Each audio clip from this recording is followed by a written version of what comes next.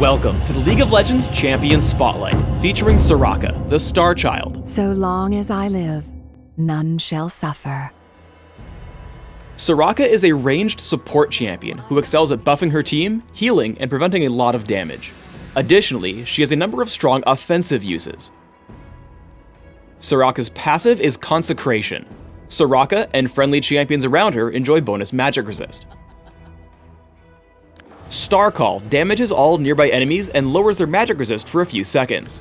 This magic resist shred can stack, often placing enemies into negative values that cause them to take even more than the listed damage. As a support, I recommend 1 point in Star Call early, but due to how dangerous it is to stand in close range, max it last. In tankier mage-oriented builds, I recommend maxing it first. Astral Blessing heals and significantly increases the armor of target ally for a few seconds. For support Soraka, take Astral Blessing at level 1 and max it immediately. When played as a mage, max it after Star Call. Infuse has 2 different effects depending on whom Soraka targets. When cast on an allied champion, Infuse restores mana to her target, but Soraka cannot target herself. Cast on an opponent, Infuse damages and silences her foe for a few seconds. Support Soraka should max this ability second, while a mage build will want to take 1 point early but max it last. Wish is Soraka's ultimate. When cast, Wish immediately restores a large amount of health to all allied champions on the map, herself included. As with all ultimates, take Wish at levels 6, 11, and 16. Because of Soraka's great attack range and ability to heal herself, you should try to harass your lane opponents as much as possible. But instead of blindly walking up and attacking, pay attention to the health bars of your own minions. You can see here Soraka and Graves get free damage onto Caitlyn as she walks into range for a last hit. If you don't wait for this opening, it gives your opponents the ability to strike back without worry. With Exhaust and Astral Blessing, Soraka can take a lot more punishment than her opponents expect. Though she gets caught out by Sona and Caitlyn, she exhausts the enemy carry and heals herself once Crescendo ends. Soraka follows up by staying in range for a Star Call and tagging Caitlyn with Infuse, bringing her low enough for Graves to pick up the kill. However, remember that Astral Blessing's cooldown is pretty long, so even though Soraka has mana, she is killed by Sona in a counterattack. Soraka's deceptive tankiness is proven again as she gets jumped by Hecarim, Caitlyn, and Sona. Flash gets Soraka a bit farther away and then she self-casts Astral Blessing, allowing her to absorb a lot of punishment as her team comes in from behind. After Sona falls, Soraka keeps herself alive with Wish, exhausts Caitlyn, and silences her ultimate. Popping Shirelia's Reverie, Soraka escapes and allows her team to chase down Caitlyn for the kill. Don't get overconfident. Soraka tanked the last fight because only physical damage dealers were focusing her, and Astral Blessing grants tons of armor. In this clip, Soraka's caught out in front against significant magic damage, and enough crowd control to prevent all of her healing. Now let's talk about her early game as a primary mage. In the beginning, rely on your basic attacks instead of Star Call for killing minions. Using Star Call will place you in significant danger of a gank, so it's better to farm from a distance. Star Call does, however, deal incredible damage in team fights. Soraka follows as Lee Sin charges into a fight against Skarner and Katarina. Summoner Heal just barely keeps Lee Sin alive, while Star Call begins to wear down the health bars of her enemies. Skarner falls dangerously low, but a last-second shield and then flash keeps him from dying. When fighting in direct champion combat in lane, a mix of Infuse and Star Call tends to deal more damage than your opponents expect.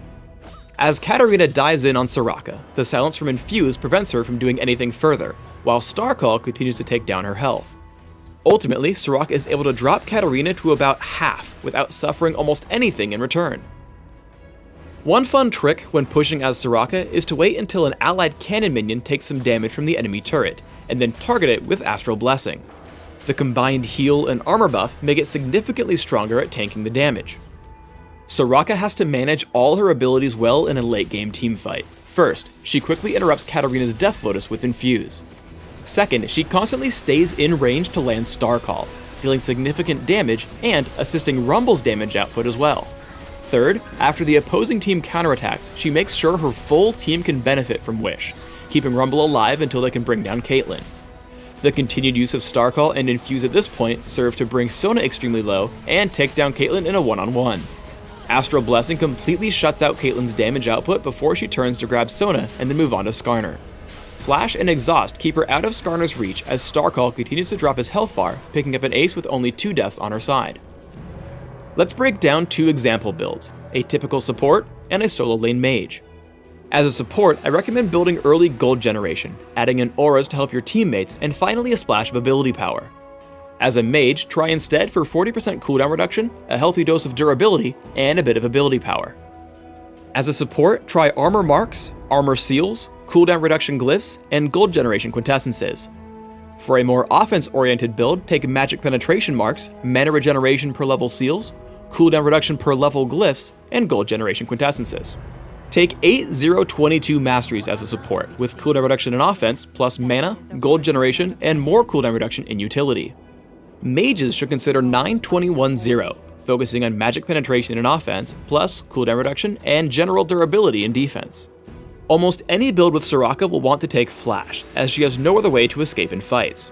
Aside from that, support Soraka with Exhaust will be able to weaken threatening enemies, while a solo lane Soraka should take Heal because she wants to be the last champion standing in a fight as she relies on Starcall stacks. For support items, I recommend opening with a Fairy Charm plus multiple Sight Wards and 1 or more health potions. Upgrade quickly to a Philosopher's Stone and Heart of Gold before adding Boots of Speed. If you can grab it before about 15 minutes in, Cage's Lucky Pick will also set you far ahead. From here, start adding in items that will help your team at large, such as Shirelia's Reverie, Aegis of the Legion, Locket of the Iron Solari, and Zeke's Herald. Finally, adding a Rabadon's Death Cap at the very end will increase the potency of your heals, keeping your team alive longer. For a more carry-oriented build, start out with Boots of Speed and health potions, adding in a Philosopher's Stone early. Rush a Rod of Ages, upgrade to defensive boots, and start on Frozen Heart.